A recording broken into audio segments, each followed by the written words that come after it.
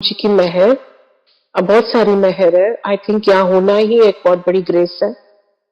तो मैं I was born and bred in England, England में रेज़ हुई थी। और मेरी मम्मी ने हमें सिखाया था कि रोज़ दिया जलाओ भगवान के सामने। लेकिन वो भगवान बहुत ज़्यादा थे, लाइक एक राम की फोटो भी थी और कृष्णा की भी, बहुत सारे शिव जी की। तो मैं बहुत कंफ्यूज रहती थी, मेरे थॉट्स स्ट्रीमलाइन नहीं होते थे। तो मैं सबको बस मत्था टेकती थी, दिया जलाती थी, और यही बस मेरा रिलीजन था और मेरी स्पिरिचुअल जर्नी थी, ज्यादा नहीं थी। लेकिन बचपन में ही मैंने बुद्धा के ऊपर किताबें पढ़नी शुरू कर दी। क्यों? क्योंकि मैं जब पैदा हुई थी, बहुत बड़ा होल इन द हार्ट था और अस्थमा था जो बहुत लाइफ थ्रेटनिंग था, और एक्जिमा था। और एक्जिमा ज्यादातर मेरे फेस पे था। तो मेरा हमेशा पेरेंट्स बहुत अनसाइटली रहता था, बहुत खराब रहता था। मैं स्क्रैच करती रहती थी बचपन में, और खून निकलता रहता था मेरे हैंड से और फेस से। तो बहुत डिफिकल्ट बचपन था। एंड स्कूल में पार्टिसिपेट नहीं कर पाती थी स्पोर्ट्स में। एंड एक्चुअली डॉक्टर्स ने भी, क्योंकि उन दिनों में 50-50 चांस था ओपन हार्ट सर्जरी के लिए, सर्वाइवल के लिए। तो डॉक्टर्स ने मना कर दिया था, मेरे पेरेंट्स ने मना कर दिया था कि हम सर्जरी नहीं करेंगे इसकी, क्योंकि बहुत डरते थे वो सर्जरी करने से। तो वो होल इन द हार्ट जो है टेक ओवर कर गया था मेरी लाइफ का। एंड एक्चुअली क्या हुआ, डॉक्टर्स ने मेरे पेरेंट्स को ये बोला कि ये 10 साल की उम्र से ज्यादा नहीं जीगी, क्योंकि इसका हमेशा ब्रेथलेस रहती है, बहुत स्ट्रगल करती है ये। सो मोस्टली मेरा बचपन ना हॉस्पिटल्स में स्पेंड हुआ था, इंग्लैंड में, मैनचेस्टर में। लेकिन मैं मानती हूँ कि गुरुजी उस टाइम में मेरे साथ थे, क्योंकि मैं सर्वाइव कर गई the first 10 years of my life. And मेरा टीनेज ईयर्स जो था रिलेटिवली स्मूथ था, होता था अटैक पर इतने ज्यादा नहीं। फिर मैं second decade of my life 22 की थी जब मैं इंडिया में आके शादी हो गई, इंडिया में शादी हो गई। तो लेकिन मैं जैसे इंडिया आई, दिल्ली आई, तो मुझे अस्थमा मेरा इतना बढ़ गया कि एवरी चेंजिंग सीजन, हर चेंजिंग सीजन में मुझे हॉस्पिटलाइज किया जाता था अशोक हॉस्पिटल में, और मुझे आईसीयू में डाला जाता था because I could not breathe. बहुत ज्यादा खतरनाक वाला अस्थमा होता था मुझे, जो हमेशा ही लाइफ थ्रेटनिंग होता था, एवरी चेंजिंग सीजन। फेब्रुवरी के टाइम, फेब्रुवरी मार्च के टाइम, और हमेशा अक्टूबर नवंबर के टाइम, 2 बार होता था साल में। और जो डॉक्टर अश्विनी आनंद चोपड़ा है, वो मुझे स्टेरॉइड इंजेक्शन देते थे, और हमेशा मुझे होलिस्टिक वे ऑफ लिविंग भी बोलते थे कि अपनी ब्रीदिंग करो, प्राणायाम करो, यू नो थोड़ा सा और स्पिरिचुअल बन जाओ। सो वो मुझे वो रास्ता हमेशा दिखाते थे, और मैं आ गई थी इस रास्ते में ऑलरेडी, क्योंकि बचपन में सीड सो हो गई थी। मतलब मैं काफी, आई थिंक मैं काफी फिलोसॉफिकल थी शुरू से। एंड क्योंकि मैं बहुत किताबें पढ़ती थी, तो वैसे भी मैं एक सीकर ही थी। तो मुझे कुछ समझ नहीं आते थे कि मैं दिल्ली क्यों शादी हो गई, कैसे आ गई, कहाँ आ गई मैं। तो मैं हमेशा सोचती रहती थी और भगवान से पूछती रहती थी, और ये नहीं पता था भगवान है कौन। मैं बहुत कंफ्यूज रहती थी as far as my spiritual journey was concern. मुझे रास्ता ढूंढती थी, तो इसलिए मैं बहुत बाबाज के पास गई, बहुत गुरुज के पास गई, पंडित्स के पास गई, तो बहुत भटकी बेसिकली।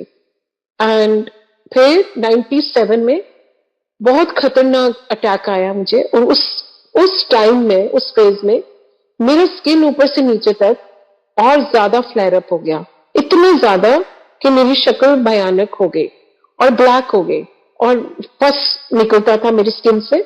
और पस के अलावा मेरा स्किन पील होता रहता था, फ्लेक होता रहता था।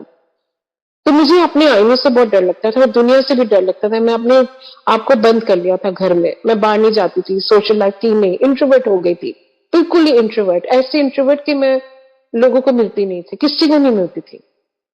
एंड मेरे बच्चे दोनों छोटे थे उस टाइम, 5 और 6, बहुत छोटे थे। और उनको पालना भी बहुत मुश्किल हो गया था, बिकॉज मैं बीमारी रहती थी हमेशा, और चिड़चिड़ा होता ही था, क्योंकि ऑब्वियसली स्क्रैच कर रही हूँ हमेशा, ब्लीडिंग होती थी स्किन में। तो बहुत बड़ी स्ट्रगल थी उसके, वो और कंबाइंड विद स्टेरॉइड इंजेक्शंस लेना, वेट गेन हो रहा था। एट द एज ऑफ 31 मुझे कैटरेक्ट हो गया और मुझे पता नहीं था कैटरेक्ट क्या होता है। मुझे सिर्फ वो फॉग नजर आने लगे, सफेदी नजर आने लगी और मैंने सोचा पता नहीं ये क्या है, मुझे दिख नहीं रहा है। और दोनों आंखों में सफेदी हो गई थी बिकॉज बचपन से लिया हुआ था स्टेरॉइड्स, सो ऑब्वियसली वो साइड इफेक्ट हो गया था उसका। एंड जब ऑप्टिशियन के पास गई उसने कहा कि आपको तो कैटरेक्ट है, आपको सर्जरी करानी पड़ेगी। And I was old of 31, सो वो सर्जरी हो गई। फिर एक पुरानी संगत है, उन्होंने मुझे सोशली काफी मिलती थी इन द सेंस वो मेरे एक्स हस्बैंड को जानती थी, वो गाड़ियां खरीदती थी मेरे एक्स हस्बैंड से। तो उन्हें उसने कहा कि आप मेरे गुरुजी पास चलो, गुरुजी आए हुए हैं पंजाब से।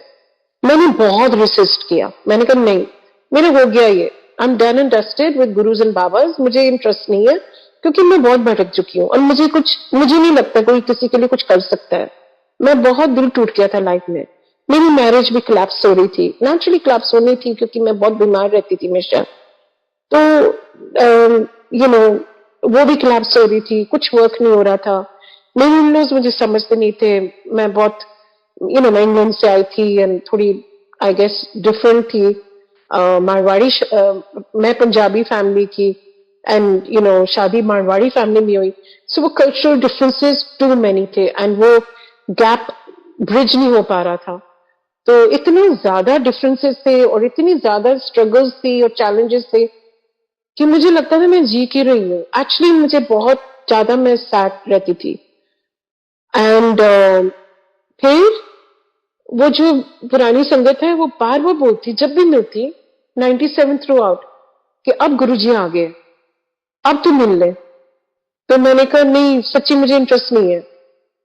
लेकिन वहां जाना था मुझे गुरुजी के पास क्योंकि मेरे एक्स हस्बैंड ने बोला कि शी इज माई क्लाइंट, तो उसको oblige करने के लिए चले जाओ, वो बहुत बोलती है आपको जाने के लिए, तो चले जाओ। तो असली गुरु तो वो पहले तो मेरे हस्बैंड ही निकले क्योंकि उन्होंने मुझे रास्ता दिखाया। तो उन्होंने कहा तुझे जाना ही होगा, वो मेरी क्लाइंट है तो oblige करना होगा। तो ये कह के मैं चले गई एंड वो गाड़ी में बोलती गई कि go with an open mind, open heart. मैं बहुत अपने फ्रेंड्स को लेके गई हूँ, कोई वापस नहीं गया। हो सकता है तू भी उनमें से हो। मैंने कहा हाँ, मैं उनमें से ही होंगी क्योंकि मैं तो मानती नहीं इन चीजों में और मेरे मम्मी पापा को पता चले इंग्लैंड में तो वैसे ही बहुत डांटेंगे। तो मैंने कहा मैंने कुछ नहीं बोला उनको, लेकिन मैंने सिर्फ कहा कि हाँ, मैं मन ही मन सोचा कि मैं तो ऐसे जा रही हूँ। तो छोटे मंदिर था, एम्पायर स्टेट, आज गुरुजी अपनी गद्दी पे बैठे थे और ये संगत बता चुकी थी गुरुजी को कि मैं एक संगत मतलब एक लेडी को लेके आ रही हूँ। और मतलब थर्सडे का टाइम था, थर्सडे का डे था, 6 बजे थे शाम को। एंड गुरुजी अपनी गद्दी में बैठे थे, अपनी 1 घंटे की वॉक करके आए थे। तो हमेशा used to lead by example, हमेशा एग्जाम्पल सेट करते थे कि 1 घंटा वॉक करो, अपनी सेहत का ध्यान रखो। तो गुरुजी वॉक करके आए थे तो अपनी चोला नहीं पहना हुआ था, अभी शॉर्ट्स पहने थे, टी शर्ट, ट्रेनर्स, और कोई नहीं था वहां। 6 बजे कोई होता भी नहीं था छोटे मंदिर में, 7 साढ़े 7 बजे शुरू होती थी संगत। तो मैं जैसे मंदिर गई, सिर्फ मैं और ये संगत थी, एंड मैं जैसे अंदर वॉक किया एंड गई गुरुजी की तरफ, मुझे सबसे पहले तो बहुत ज्यादा खुशबू आई। मैंने कहा अगरबत्ती लगी होगी, जलाई होगी कहीं अगरबत्ती, तो मैंने ज्यादा ध्यान नहीं दिया, पर मुझे ये पता है कि बहुत खुशबू आई थी। और फिर जैसे मैंने गुरुजी की तरफ देखा, मुझे ऐसी कोई सेंस ऑफ फेमिलियरिटी लगी, मुझे ऐसे लगा कि मैं घर आ गई हूँ। मुझे बहुत सुकून मिला एकदम, जहां मैं इतना अंदर, जैसे होता है ना स्टॉर्म चल रहा था, एक तूफान चल रहा था पूरी लाइफ पैदा होते ही। बिकॉज बहुत मुश्किल था, मेरे पेरेंट्स को भी मैंने बहुत तंग किया क्योंकि वो बेचारे मुझे छोड़ते रहते थे हॉस्पिटल, और मेरी मेमोरी एक ही है कि मेरे पेरेंट्स मुझे छोड़ रहे हैं। सो वो अबैंडनमेंट फीलिंग बचपन से ही आ गई थी। तो वो फीलिंग ऑफ अबैंडनमेंट, क्योंकि मेरी मेमोरी बहुत शार्प है कि वो मेमोरी मुझे मतलब कभी नहीं हटती कि as a baby, as a 2-3 year old child, मुझे याद है मेरी मम्मी पापा मुझे हॉस्पिटल में छोड़ते थे, मैं रो रही होती थी कि मत छोड़ के जाओ, और वो मजबूर थे, उनके पास कोई सोल्यूशन नहीं था। तो वो छोड़ के जाते थे और हफ्ते हफ्ते मैं हॉस्पिटल रहती थी एट अ टाइम। सो ये फीलिंग ऑफ अबैंडनमेंट बहुत जल्दी आ गई थी मेरी लाइफ में, feeling of rejection, feeling of abandonment. और वही हुआ, वो पैटर्न कंटिन्यू होता गया मेरी मैरिज तक, बिकॉज मेरे हस्बैंड ने भी मुझे अबैंडन कर दिया, रिजेक्ट कर दिया। सो वो पैटर्न मेरा था बहुत स्ट्रांग। कई बार हम कोई पैटर्न कैरी करते हैं, कभी कभी हमारे पेरेंट्स से, कभी टीचर कुछ बोल देती है तो फीलिंग ऑफ रिजेक्शन और अबैंडनमेंट, और that we not good enough in life. तो मैं ये हमेशा सोचती थी, मेरा सेल्फ स्टीम भी बहुत लो था, कॉन्फिडेंस लेवल ऑब्वियसली बहुत लो था, कि मैं हमेशा सोचती थी मैं अट्रैक्टिव नहीं हूँ। मेरा एक्जिमा हमेशा फेस पे रहता था, तो रेड रहता था, फ्लेकी रहता था, तो मैं सोचती थी मैं बहुत अनअट्रैक्टिव हूँ। एंड उस टाइम तो हो ही गई थी, बिकॉज मेरा स्किन पूरा ब्लैक हो गया था जब मैं गुरुजी के पास फर्स्ट टाइम आई। और मुझे उनको देख के भी शर्म आ रही थी कि वो मुझे देख रहे होंगे, क्या सोच रहे होंगे। तो मैं अपनी आंखें नीचे रख के बैठ गई गुरुजी के पास, लेकिन बहुत पीस मिल रहा था। एंड मैं बहुत ग्रेटफुल हो गई एकदम कि ये संगत मुझे लेके आई है यहाँ, क्योंकि पहली बार मुझे लग रहा है कि मैं सही जगह आ गई हूँ। मुझे एक्चुअली पहली बार लाइफ में फील हुआ कि मैं पहली बार लाइफ में किसी को मिल रही हूँ जहां मैं सेफ फील कर रही हूँ, जहां मुझे प्रोटेक्शन मिल रही है, जहां मुझे कोई जज नहीं कर रहा। एंड मुझे ये श्योर था कि गुरुजी मुझे अबैंडन नहीं करेंगे और रिजेक्ट नहीं करेंगे। और अगले मोमेंट में उन्होंने कहा तू रोज आया कर, तू रोज आ। एंड इतनी सॉफ्ट वॉइस में, प्यार वाली वॉइस में, जैसे कोई प्यार आपको करता है तो बहुत सॉफ्टली बोलता है कि तू आया कर, तू रोज आया कर और रोज लंगर किया कर। जैसे उन्होंने कहा मुझे ऐसा लगा कि जिसके लिए मैं बोर्न हुई थी वो मुझे मिल गया। And I was so happy. And I tell you one thing कि उस ईयर में मैं एस्ट्रोलॉजर के पास गई थी और उन्होंने कहा था कि मेरी कोई लाइफ नहीं है दिसंबर 97 के बाद, कि आप अच्छे डॉक्टर को दिखा दो। I remember the exact words of that astrologer. He said कि आप अच्छे डॉक्टर को दिखा दो, क्योंकि आपकी तो कोई लाइफ ही नहीं है। उस टाइम मुझे स्किन का हो चुका था, जो बहुत बुरा होता है जो स्किन का। तो मैंने शुक्र किया ऑनेस्टली। मैंने सोचा नहीं कि मेरे बच्चे हैं छोटे, मैंने सेल्फिशली सोचा बहुत अच्छी बात है कि मेरी लाइफ नहीं है, क्योंकि मेरी में हिम्मत नहीं थी, मैं कावड़ थी, मेरे में करेज नहीं था टू गो ऑन। एंड ऐसे चलो शुक्र, अच्छा है। सो जब गुरुजी ने कहा कि तू रोज आना है, रोज लंगर करना है, मैंने कहा मेरी जिंदगी तो है नहीं, पर at least I will die in the right place. That was my first thought. जब गुरुजी का मत्था टेका, मुझे लगा कि मेरी कोई लाइफ तो है नहीं, पर एटलीस्ट मैं पीसफुली यहाँ डाई करूंगी। तो लेकिन गुरुजी हैज बिगर बेटर प्लान्स। गुरुजी तो भगवान है, एंड गुरुजी किस्मत बदल देते हैं हमारे, जैसे कहते थे। एनीवे मैं पहले सुनाती हूँ, क्योंकि गुरुजी के जो लफ्ज थे, जो उनकी वाणी थी, वो अपने आप ही आती रहेगी।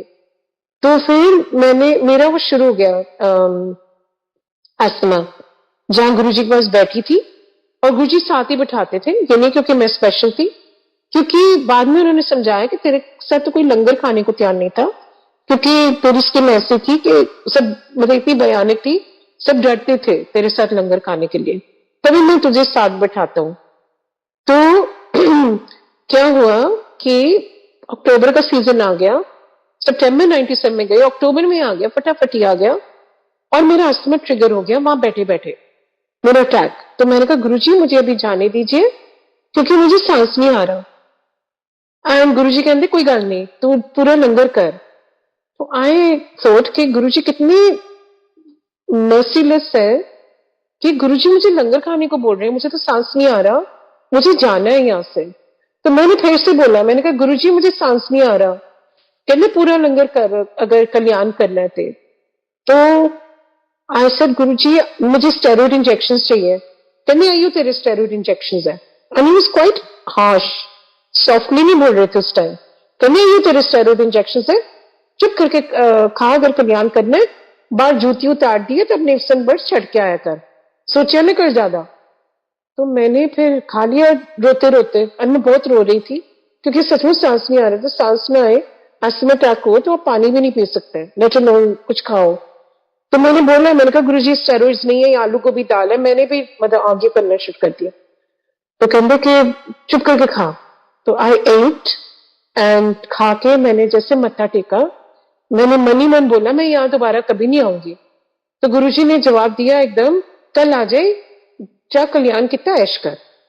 आई तो ये बहुत फनी है, मतलब कल्याण क्या होता है, ऐश ऐश क्या करूं इस हालत में। एनीवे मैं निकल गई वहां से, और जब निकल रही थी तो मैंने मन ही मन कहा कि मैं हॉस्पिटल जाऊंगी, यहाँ से सीधा स्टेरॉइड इंजेक्शन लूंगी।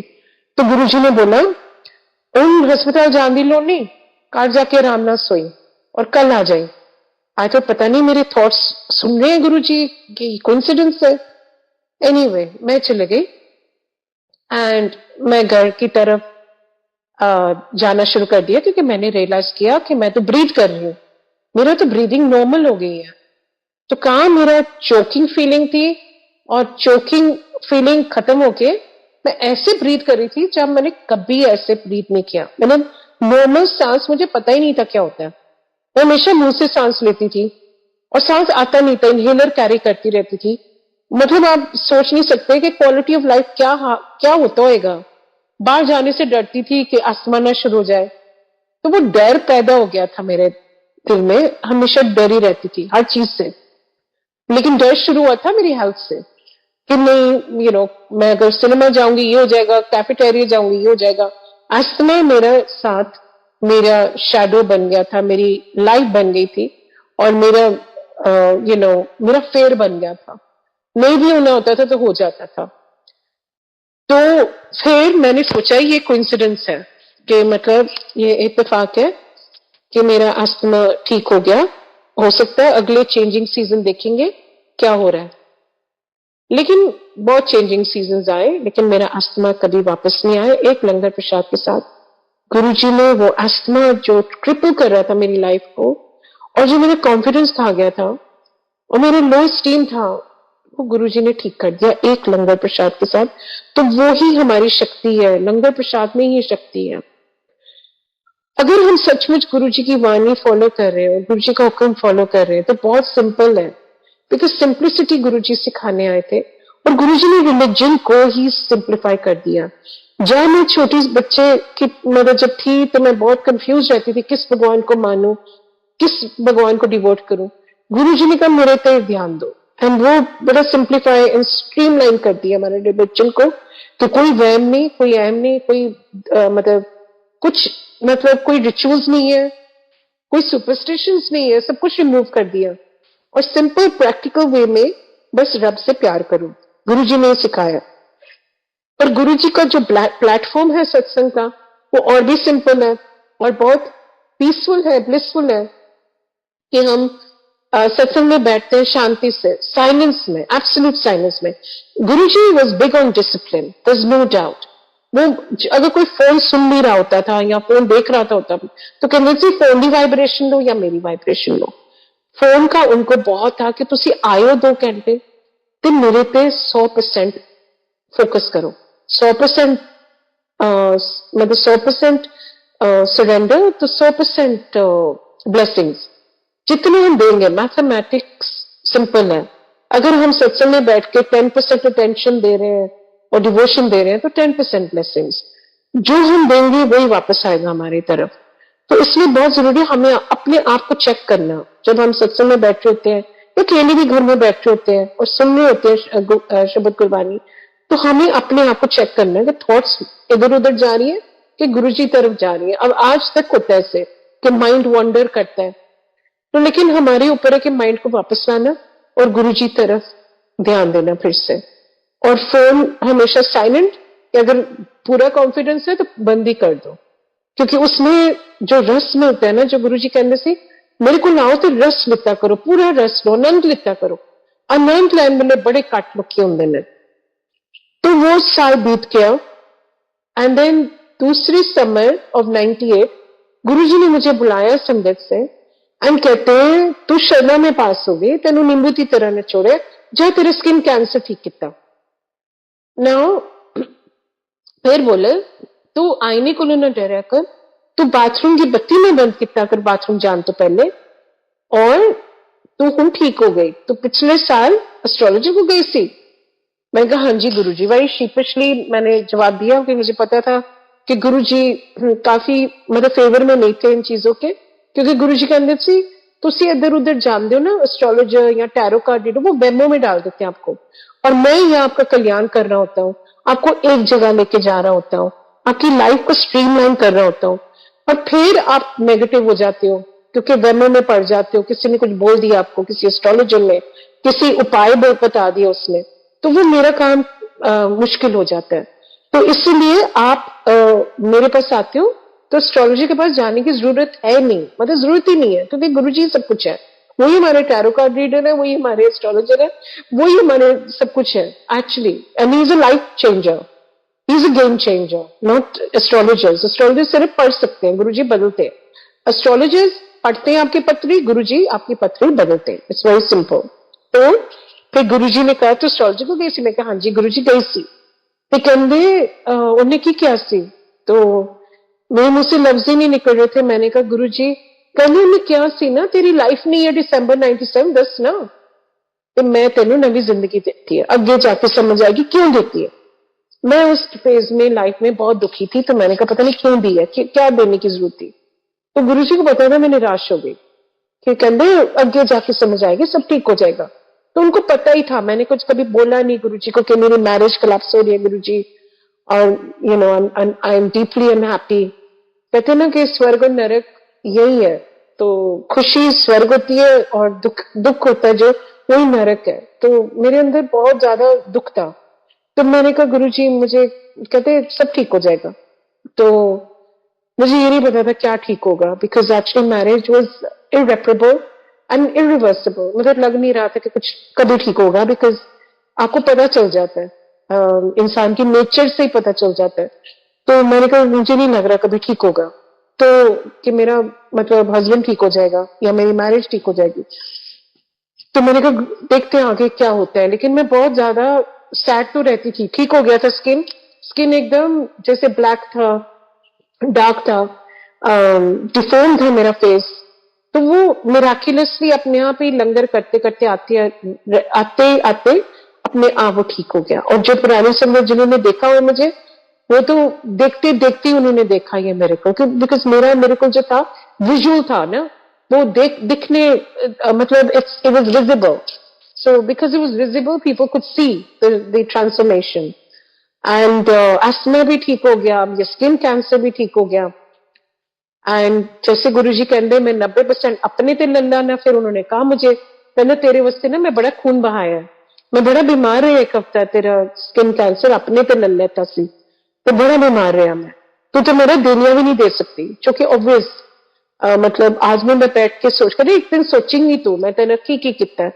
और जब मैं सोचती हूँ तो कोई वो लिस्ट एंडलेस है, एक्चुअली मैं ना आर्टिकुलेट कर पाती हूँ, ना मैं लिख सकती हूँ, दुआ मैं राइटर, मैं लिख भी नहीं सकती हूँ, because I get so emotional, because he is changed me, I mean he is changed, like I feel he is changed the very person that I am. मेरे पूरा सोल ही बदल दिया गुरुजी ने, क्योंकि मैं वो हुई नहीं जो मैं जिसकी बात कर रही हूँ 30 years अगो की, जो सेमी रहती थी, डरी रहती थी, लो सेल्फ स्टीम थी, कॉन्फिडेंस लेवल खत्म हो गया था और सैड रहती थी, वो मैं हुई नहीं आज। जय गुरुजी, मैं बिल्कुल वो हुई नहीं। गुरुजी ने पूरा 360 डिग्रीज बदल दिया, जहां मुझे कॉन्फिडेंस भी दे दिया, अकेले भी ट्रैवल करने को कॉन्फिडेंस दे दिया, सब कुछ अकेले करती हूँ आज, क्योंकि मैं अकेली नहीं करती हूँ, गुरुजी करते हैं। एंड जब हम एक्चुअली सरेंडर कर देते हैं और अपनी गाड़ी की चाबी लिटरली गुरुजी को दे देते हैं, तो वही हमारी गाड़ी चलाते हैं, वही हमारी लाइफ चलाते हैं। तो हमें कुछ करने की जरूरत नहीं होती, क्योंकि अपने आप चीजें होती रहती है। और जो छोटे छोटे डिजायर्स भी होते हैं, आई रियली बिलीव, चाहे वो कहते थे मनो मंगो नहीं, ऑफकोर्स हम इंसान है, मांगते रहते हैं, मतलब उनका मतलब था कि जब हम मांगते हो अपनी मांग छोटी कर लेते हो, तो असली चीज मांग लो। जैसे गुरुजी कहते थे ना, वो बड़ा सुनवाते थे, वो उस टाइम एक शब्द होता था, एक नाम गुरु को लो मंगले सारे सुख मिल जावेंगे। तो वो इतना अच्छा है, वो उसमें सब आता है कि हम जो असली चीज है वो मांगते नहीं हो। तो गुरुजी कहते सी बहुत घट लुके होंगे ने, लाइक मे बी 2% और 1% जो असली चीज मांग के चले ले जाते हैं मुझसे, बाकी दुनिया की चीजा मंगते लेंदे ने लोकी। तो मुझे उस टाइम, जैसे मैं आज पंजाबी एंड हिंदी बोल रही हूँ बहुत फ्लुएंटली, उस टाइम मुझे गुरुजी की पंजाबी भी नहीं समझ आती थी, और ना ही मैं I could not keep pace with his Punjabi, because although Punjabi is my native language, पर गुरुजी की पंजाबी बहुत डिफरेंट थी। तो हमेशा वो जो संगत मुझे लेके आई थी वो ट्रांसलेट करती रहती थी, और गुरुजी हंसते रहते थे और हमेशा कहते थे तू कमली है, तू कमली है। अब मुझे कमली का भी मतलब आज तक नहीं पता, पर एनीवे गुरुजी बहुत क्यूट थे, क्यूट है, क्योंकि वो एक एक बंदे की दिल की बात सुनते हैं और वो डिजायर्स पूरी करते रहते हैं, एज लॉन्ग एज वो किसी को हम हर्ट नहीं कर रहे। गुरुजी हमेशा कहते सी मन हो चंगा ते नलके दा पानी भी गंगा, बस अपना मन साफ रखो। एंड एक और चीज बहुत बोलते थे, मतलब सिर नीवा मत ऊंची, मतलब हम्बल रहना बहुत जरूरी है। एक्चुअली जब हम ये चीजें प्रैक्टिस करने, जो गुरुजी की सिंपल टीचिंग्स है कि ह्यूमिलिटी से बात करो, सबसे नम्रता के साथ बात करो और दया रखो दिल में, तो फिर हम इंसान बन गया। अदरवाइज गुरुजी कहते सी कि पाशु और इंसान विच कोई फर्क नहीं है, क्योंकि वो भी खांदा है, वो भी सुनता है, वो भी सब कुछ करता है जो इंसान करता है, तो कोई फर्क नहीं है। पर इंसान से फर्क है कि तुम रब नू पा सकते हो इंसान की जुनी में। तो कितनी बड़ी ब्लेसिंग हमें मिली है। चाहे आज भी मुझे स्ट्रगल होती है कई बार अपनी जो फिजिकल बीइंग है, क्योंकि इतनी बीमारियां हो चुकी है कि ऑब्वियसली बॉडी वीक हो गई है, एंड लेकिन मेरी विल पावर इतनी स्ट्रांग गुरुजी ने दी हुई है कि कोई नहीं कह सकता कि मैं इतनी बीमार रहती थी और रहती हूं, अभी भी स्ट्रगल्स हैं, लेकिन कोई नहीं कह सकता मुझे देखे कि उस गुरुजी ने इतना अपना नूर दिया हुआ है और अपना प्यार दिया हुआ है और अपनी ग्रेस दी हुई है, इतनी ज्यादा प्रोटेक्शन दी हुई है कि गुरुजी ही, जब तक गुरुजी गाड़ी चला रहे हैं वो चला रहे हैं, एंड हर चीज का कारण होता है और हमारी लाइफ का भी एक रीजन होता है, हम क्यों है यहाँ, एक पर्पस गुरुजी ने हम सबको दे दिया है, एक सेवा करने का मौका दे दिया और अपने कर्म काटने का मौका दे दिया है इस इंसान की जूनी में। सो इसलिए गुरुजी कहते हैं टाइम नहीं वेस्ट करो, रब दा नाम लो, सिमरन करो, सिमरन दे नाल हमारे कर्म बहुत काटते हैं, बहुत कटते हैं। तो वो जो मंत्र जाप गुरुजी ने दिया, ओम नमः शिवाय, शिव जी सरस है, वो बहुत पावरफुल मंत्र है। उसको करने से, चलते फिरते भी और ध्यान लगाने से भी वो मंत्र पे हमारे कर्म बहुत, जो पिछले जन्म के बुरे कर्म है इस जन्म के भी, वो करते रहते हैं। सो गुरुजी फिर जब जाने वाले थे अपना चोला छोड़ के, मुझे बोले तेरी सेवा सत्संग कितना कर, और मुझे डिवोर्स भी दे गए थे उस टाइम, क्योंकि उनको पता था कि ये तो होना ही है। तो गुरुजी कहते डिवोर्स डिवोर्स डिवोर्स, तो हूं बड़ी खुश रहेंगी। तो एक्चुअली जब ये गुरुजी ने लफ्ज बोले तो हूं बड़ी खुश रहेंगी, और तो डरिया ना कर, क्योंकि गुरुजी को पता था बचपन से मैं डरपोक थी।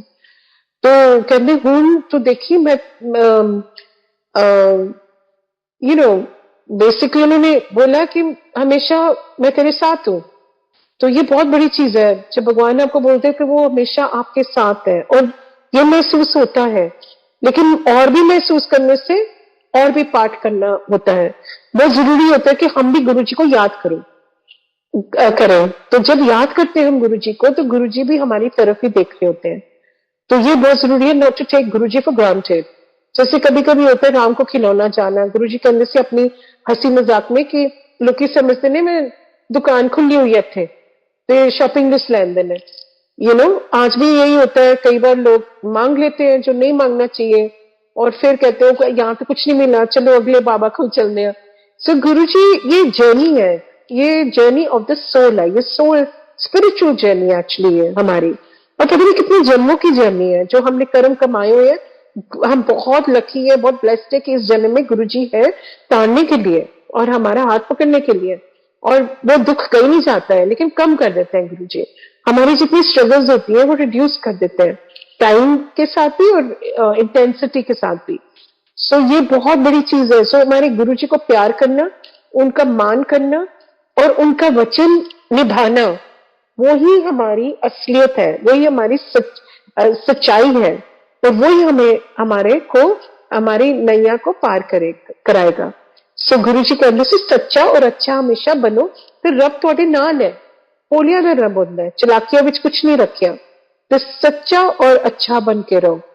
तो फिर गुरु जी चले गए चोला छोड़ के। ऑफकोर्स हमें एकदम शॉक मिला, एंड हमने सोचा हमारी गाड़ी अब कैसे चलेगी, लाइफ की गाड़ी कैसे चलेगी। तो लेकिन देखते देखते हमारी संगत बढ़ती गई, पूरी दुनिया, जैसे गुरुजी ने कहा था, और ये गुरुजी के वर्ड्स है अगेन, कि जगह जगह मेरी जोत जलेगी, across every continent, country and city in the world satsang होया करेगा, तो तू जा और सत्संग किया कर। और पहली बार जब गुरुजी ने मुझे बोला, जब मेरा स्किन कैंसर ठीक कर दिया, तो गुरुजी ने मुझे कहा, मैं बहुत, एज आई सेड, मैं बहुत इंट्रोवर्ट थी एंड मैं बहुत शाय थी, एंड मैं पब्लिक स्पीकिंग से तो बहुत ज्यादा घबराती थी, स्कूल में भी पार्टिसिपेट नहीं करती थी पब्लिक स्पीकिंग में। तो जब गुरुजी ने कहा, खड़े होकर सुना कि मैं तेरा किस तरह स्किन कैंसर ठीक किया, तो मैं बहुत नर्वस होकर खड़ी हो गई एंड मैंने बोला, गुरुजी ने मेरा स्किन कैंसर ठीक किया है, और बोल के मैं बैठ गई। कहने लै कमली है, तेन तो सत्संग भी नहीं सुनाना आता। मैं कहा गुरुजी मुझे नहीं सुनाना आता, और ना ही मैं आगे से सुनाऊंगी। मैं पसीने पसीने हो गई, मेरी नीज में एकदम वो होने लग गया, जैसे होता है तुम नर्वस के साथ ना, नर्वसनेस के साथ। और मैंने कहा मुझे नहीं, पाल्पिटेशंस हो गए। मैं कहा मुझे नहीं सुनाना कभी भी। तो फिर जब गुरुजी जाने लगे और कहते कि तू सत्संग कितना कर, तेरी सेवा है, तू सत्संग सुनाया कर। मैंने गुरुजी की तरफ देखा, मैंने कहा गुरुजी आपने तो बोला था कि मुझे सत्संग करना नहीं आता, तो ये सेवा कैसे दे दी? तो कहते तू थोड़ी ना सुनाएंगी, मैं सुनाऊंगा, तू सिर्फ खड़ी होंगी। तो ये कितनी बड़ी बात है। आज भी मैं समझती हूँ कि मैं नहीं सुना सकती, मैं उसके काबिल ही नहीं हूँ।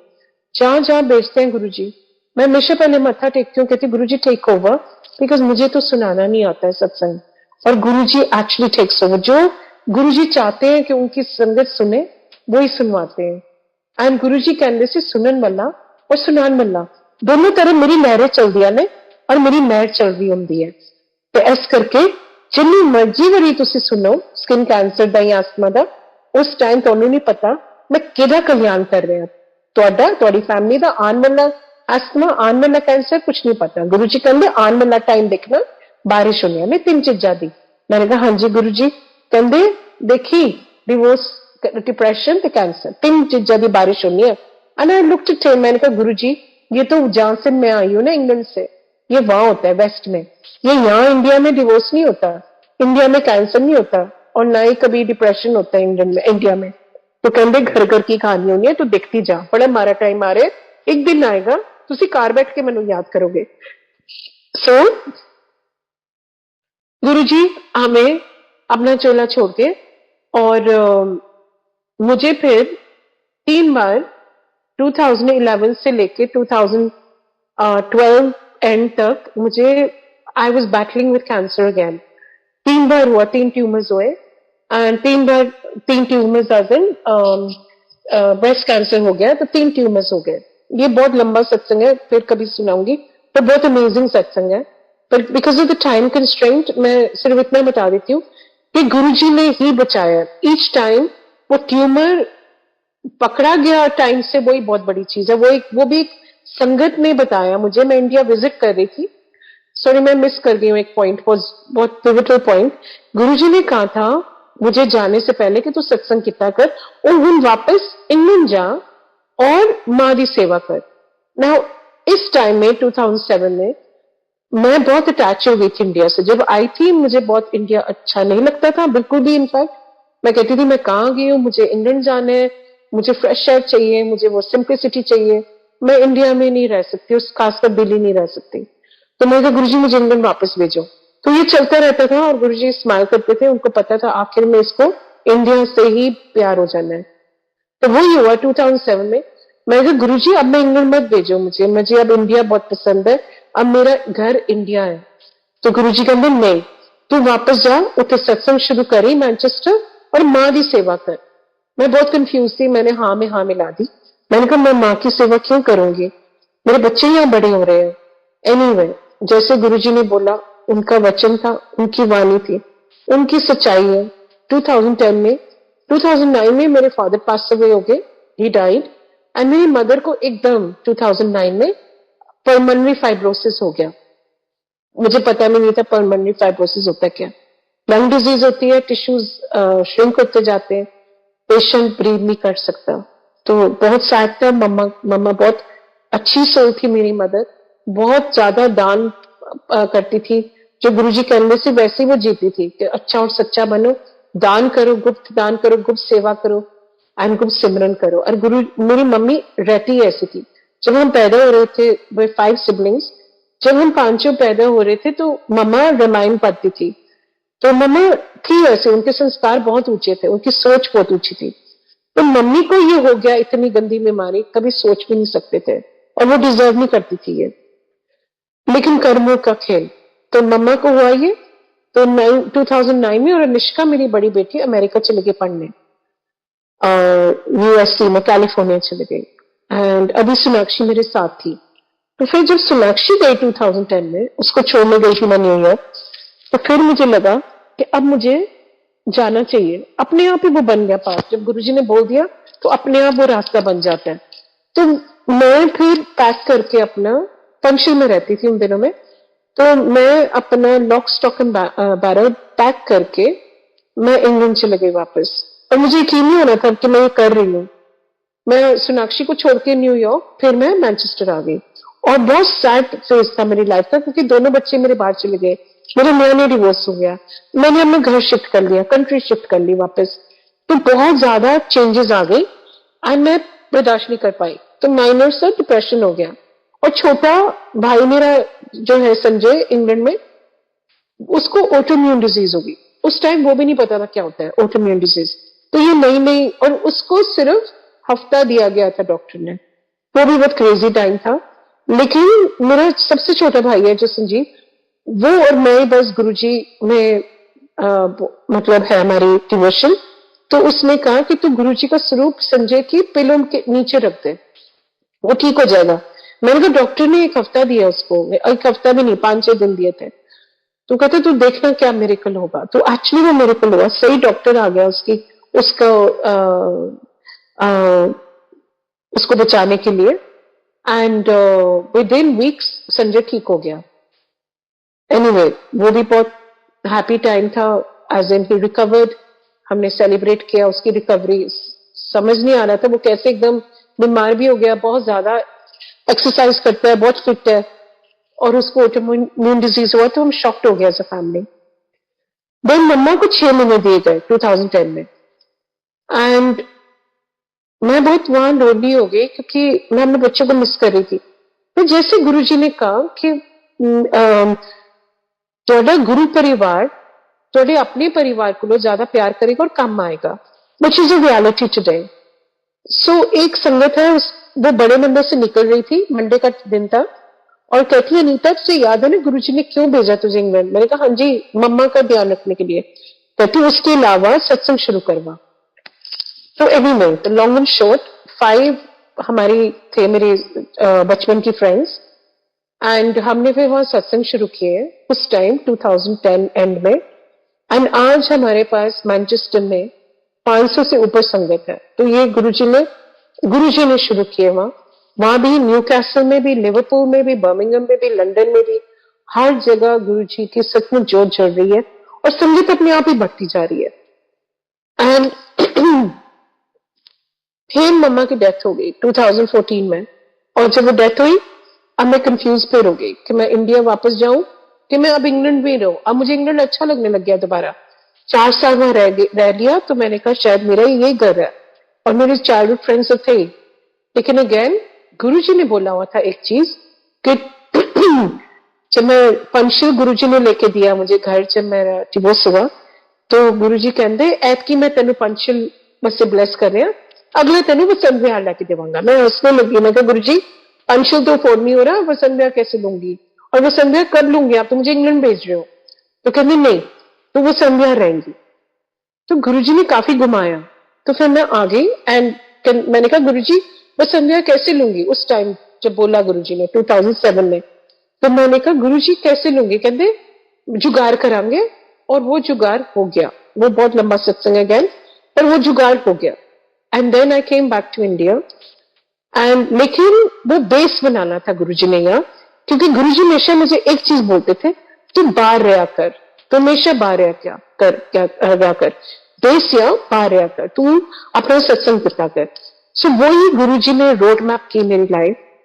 मैंने कुछ नहीं सोचा था कि क्या होगा क्या नहीं, पर गुरुजी ने किया, and he literally road map my life. जहां आती हूँ फिर चले जाती हूँ, एंड यही सूट करता है मुझे। एंड गुरुजी को पता था कि दिल्ली के वहां गुरुजी कहने से बड़ी मारी है और तेनू इफेक्ट पड़ी होंगी है, तो बड़ी सेंसिटिव है और एक्चुअली होती है।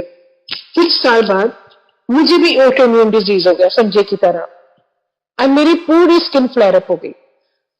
Now the point is here कि जब जब मैं बीमार हुई हूँ, गुरुजी का लंगर ने ही मुझे ठीक किया, लंगर प्रसाद ने ही ठीक किया मुझे, जब जब बीमार हुई हूँ। एंड जब बीमार हुई हूँ तो मैं हमेशा ज्यादा फिर लंगर लेती हूँ, ज्यादा मंदिर जाती हूँ, ज्यादा जाप करती हूँ और ज्यादा सिमरन करती हूँ। जो जो गुरु जी की वाणी है वो ही हमारी दवाई है कलयुग की। सच में, मतलब ये मैं लिविंग एग्जाम्पल हूं ऑफ गुरु जी ग्रेस, जहां उन्होंने बोला है कि कलयुग की दवाई है रब ਨੂੰ याद करना और रब के वचन निभाना। सो रब है तो सब है, लिटरली। बहुत सिंपल है। हम सोचते हैं बाहर ढूंढते हैं सॉल्यूशंस, पर एक्चुअली हमारे घर में ही है, हमारे शब्द गुरबानी में है। और हम अगर घर में भी भोग लगा लेते हैं चाय प्रसाद का, तो वो चाय प्रसाद ही बन जाता है, वो चाय नहीं होती है। घर में भी भोग लगाते हैं खाने का, तो वो लंगर प्रसाद बन जाता है। जैसी दृष्टि वैसी सृष्टि, हमारी जैसे सोच होगी वैसी हमारी दुनिया होती है। तो बहुत जरूरी है हमेशा पॉजिटिव रहना, खुश रहना। जब गुरु जी कहने से खुश रहा कर, तो दुखी क्यों रहनी हमेशा? तो वो खुशी भी गुरु जी ने दी थी, जीना सिखा दिया गुरु जी ने। लाइफ तो दी, पर लाइफ के साथ साथ एक लाइफ फोर्स भी दे दी, जीना सिखा भी दिया गुरु जी ने। ये कौन कर सकता है? गुरु जी कहते जब दुख आता है ना, तो कोई किसी के काम नहीं आता, सिर्फ रब काम आता है। तो इस करके रब में पूजो और रब में प्यार करो। Don't be God fearing, be God loving. और कहते हैं हमेशा अच्छी संगत में बैठा करो, गॉसिप नहीं करते, निंदा नहीं किसी की करते। निंदा करने से तुसी उदे चंगे पूरे कर्म लेके अपने चंगे उन्हें दे देते हो। तो इस करके निंदा नहीं करेगी। जैसी संगत वैसी रंगत। ये छोटी छोटी बातें जो हमारे पेरेंट्स ने हमें प्रॉब्ली सिखाई हुई थी बचपन में, वही गुरु जी ने हमें दोबारा सिखाई और जीना सिखाया और अच्छा बनने के लिए सिखाया। हमेशा कहते थे चंगा बनो, रब हमेशा तुहाडे नाल होंदा है, चंगियां नाल हमेशा रब नाल होंदा है। Think positive, be good. जहां आप नहीं अच्छा कर सकते तो बुरा भी मत करो। As Guru ji used to से, चंगा नहीं कर सकते तो मारा भी ना करो, चंगा नहीं बोल सकते तो मारा भी ना बोलो। तो एक चुप सौ सुख। तो ये छोटी छोटी चीजें, साइलेंस इज गोल्डन, ये जो गुरु जी की वाणी है, ये हमें प्रैक्टिस करने कि चुप ही रहना है। अगर कोई गॉसिप कर रहा है, कोई निंदा कर रहा है, हम साथ बैठे हैं, लेकिन अपने लिप्स को सील कर दो, वो बैठे रहे, क्योंकि हम अपने कर्म क्यों खराब करें किसी के लिए, जस्ट टू वो कान का रस लेने के लिए, लाइक टू से। सो गुरु जी के बहुत मेहर है। मैं एक और छोटा सा सत्संग सुनाने लगी हूँ। आई नो कि बहुत टाइम हो गया, क्योंकि मैं नॉन स्टॉप एक रेडियो की तरह बोलती रहती हूँ। सो मेरे पास टाइम है ना, एक सत्संग बहुत जरूरी है सुनाना, क्योंकि हम सब बहुत वरी करते हैं अपने बच्चों के लिए कि बच्चे कनेक्ट होंगे। गुरु जी हमारे बच्चों को भी कनेक्ट कीजिए। क्या होता है कि एज पेरेंट्स गुरु जी एक बानी भी है जिसमें बोलते हैं कि अपना रूप क्यों खराब किया, मुझे एग्जैक्ट वर्ड्स नहीं याद, कि अगर आपने बच्चों को आपने रब से नहीं जोड़ा, तो सबसे बड़ी ड्यूटी और सबसे बड़ा हमारी अचीवमेंट लाइफ का है कि हम अपने बच्चों को जोड़ दें गुरु जी से।